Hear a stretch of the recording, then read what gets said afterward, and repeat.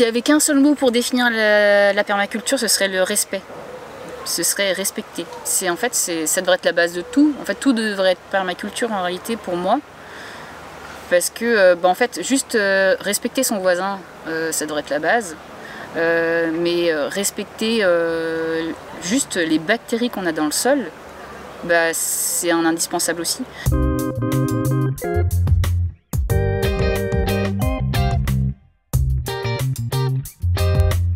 Amarante Rebelle, c'est une entreprise dans une coopérative d'entrepreneurs. Donc on est plusieurs à avoir plein de métiers différents. Et moi, mon métier, c'est permacultrice et animatrice. La permaculture, en fait, c'est assez vaste. On a tendance à l'entendre d'une oreille agricole, on va dire. Mais c'est aussi humain, en fait. C'est prendre soin de l'homme, prendre soin de la terre et partager équitablement. Donc ça, c'est possible au jardin, mais également en fait dans son travail, dans notre famille, dans tout en fait tous les réseaux en fait qu'on crée. Eh bien, la permaculture juste sur le jardinage, ça va être par exemple de nourrir son sol et pas avec des produits chimiques, en évitant d'importer, mais en faisant un maximum pour utiliser ce qu'on a déjà sur place. De nourrir du coup aussi la faune pour pouvoir qu'elle-même en fait dégrade nos matières pour qu'elles deviennent comestibles pour nos plantes après.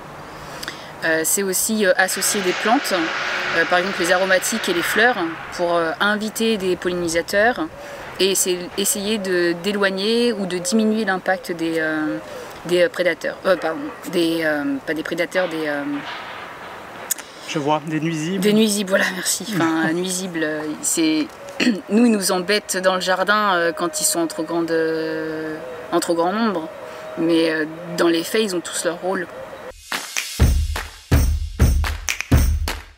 Avec Graines de Troc, j'interviens à la prison de Saint-Martin. Et dans la prison de Saint-Martin, c'est un travail sur les jardins, sur une parcelle partagée. Et en fait, c'est un projet plus global qui est autour de l'alimentation. Et en plus, moi, je trouve qu'au niveau jardin, mais sur les autres thématiques aussi autour de l'alimentation, ce qui est abordé, c'est le bien-être. Et le bien-être physique, mais aussi psychologique. De leur montrer des méthodes de culture respectueuses, du coup, de l'ensemble du vivant dans la prison. Et du coup, ils ont des cours de cuisine avec une chef. Et il y a des produits de la parcelle partagée qui sont utilisés lors de ces cours. Je suis pas arrivée en disant, en donnant l'impression que moi je sais, eux savent pas. Donc déjà, je pense que ça a facilité aussi nos échanges. Et au départ, ils étaient plus en observateur. Et en fait, au fil des séances, le feeling est bien passé et les conversations sont plutôt, comment dire... du coup, en fait, maintenant, c'est eux qui sont demandeurs. Quand ils ont des questions, maintenant, ils les posent, alors qu'auparavant, c'était plus à écouter, observer, sans passer à l'action tout de suite. J'ai un détenu, par exemple, en tête. Il y a un des ateliers où il y a une des intervenantes du pôle soins et qui me disait qu'en fait elle l'avait jamais vu sourire avant. C'était la première fois qu'elle voyait sourire et il était là en train de jardiner, il était à fond, super heureux, c'était génial. Bon, après, il y en a qui aiment pas ou il y en a qui ont peur. Et ceux-là, quand tu as trop peur, je pense que tu te mets des freins et du coup tu n'apprécies pas ce que tu fais. Mais ouais, faut relâcher les peurs et puis se lancer. Ouais. C'est les courgettes qui donnent la main verte. Après, faut s'essayer. C'est juste que quand on apprend, forcément, on fait des erreurs. Mais si on s'arrête à notre erreur et qu'on ne cherche pas à trouver les solutions pour avancer, on ne va pas y arriver. Mais il ne faut pas, en fait, ceux qui se disent qu'ils n'ont pas la main verte, c'est ceux qui se disent que, en fait, ils ont loupé une fois et qui ont peur, en fait, de relouper. Mais sinon, on peut tous y arriver.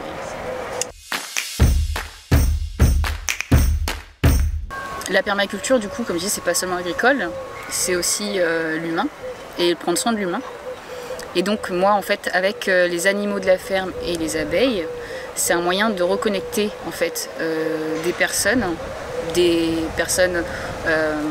en situation de handicap, des personnes vieillissantes, des enfants aussi, avec en fait du concret, du vivant, et d'utiliser en fait ce monde vivant pour, par exemple avec les personnes âgées, pour retravailler les souvenirs, parce que pour beaucoup c'est des personnes qui avaient des fermes, qui ont été en fait enfants de fermiers, et donc qui ont des souvenirs à raconter.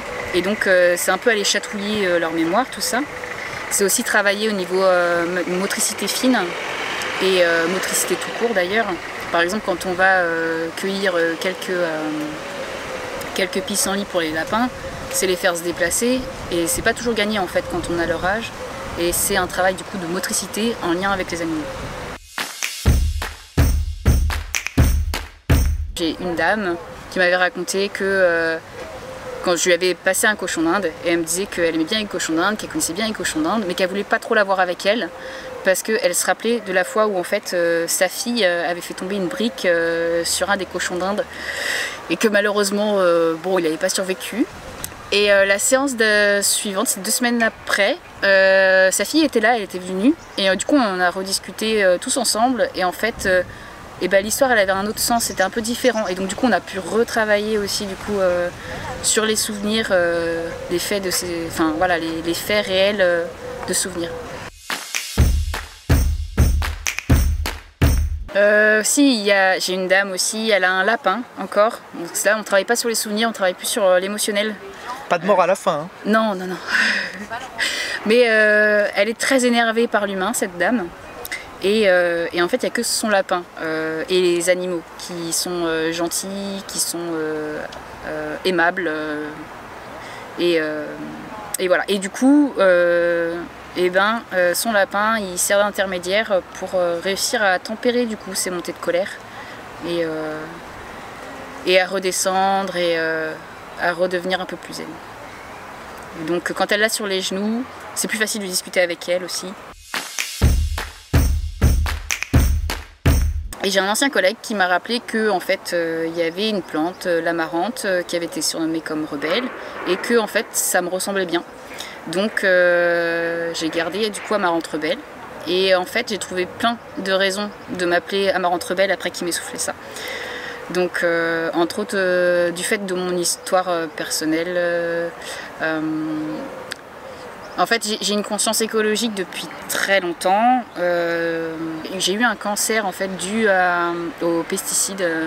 Il y a une étude qui a démontré il y a une dizaine d'années que c'était dû au Roundup. Et du coup l'amarante, il y a une amarante états-unienne qui est résistante aux OGM et au Roundup, qui a envahi des champs américains, et les agriculteurs ont dû lâcher en fait leurs champs à l'amarante. Et donc, ça fait comme si en fait l'amarante elle avait combattu du coup un cancer qui était le Roundup et les OGM, pour dire non mais en fait je suis vivante, je suis là, c'est ma place. Et moi du fait d'avoir survécu aussi au Roundup, je suis là, je suis à ma place, c'est un peu ça aussi. Enfin, c'est la raison la plus importante de ce nom. S'il n'y avait qu'un seul mot pour définir la permaculture, ce serait le respect. Ce serait respecter. En fait, ça devrait être la base de tout. En fait, tout devrait être permaculture en réalité pour moi. Parce que, en fait, juste respecter son voisin, ça devrait être la base. Mais respecter juste les bactéries qu'on a dans le sol, c'est un indispensable aussi. Parce que sans elles, en fait, on n'aurait pas, si on n'a pas de vie de micro-organismes et tout ça, et de bactéries et tout, en fait nos plantes elles peuvent pas se nourrir non plus. Ou alors qu'avec du chimique quoi. Des trucs qui vont être ensuite lexivés par l'eau et qu'on va retrouver ensuite dans nos nappes phréatiques ou alors dans nos eaux de consommation. Donc c'est pas idéal quoi. Alors que eux ils font le travail et ils gardent ça dans le sol. Donc en fait les respecter c'est aussi nous respecter nous-mêmes en fait. C'est ça quoi en fait. Elle serait pas inondée. On a déjà eu cette réponse. Oui, ma Rochelle idéale, je sais pas. Enfin, moi, En fait, c'est que j'ai pas, du coup, je travaille localement, mais j'ai pas l'esprit local. Et en fait, un monde enviable, il serait différent de celui-ci. Il ne serait pas autant tourné vers le capitalisme. Et on ne laisserait pas des gens crever en mer. Enfin, non, je vais me partir loin, mais ça m'énerve. En fait, ce serait un monde assez différent de celui-ci, c'est clair. Il n'y aurait pas de frontières. On ne dirait... On n'empêcherait pas des gens de venir ici alors que nous-mêmes on a détruit en fait leur pays, on a détruit leurs ressources, on a complètement dérégulé leur climat. Pardon. Je dis mais faut pas se sentir personnellement visé non plus. C'est juste l'ensemble de nos sociétés qui font ça, quoi. Mais du coup, dans 40 ans, si on avait la possibilité, si on pouvait sortir de ces schémas-là, ce serait pas mal.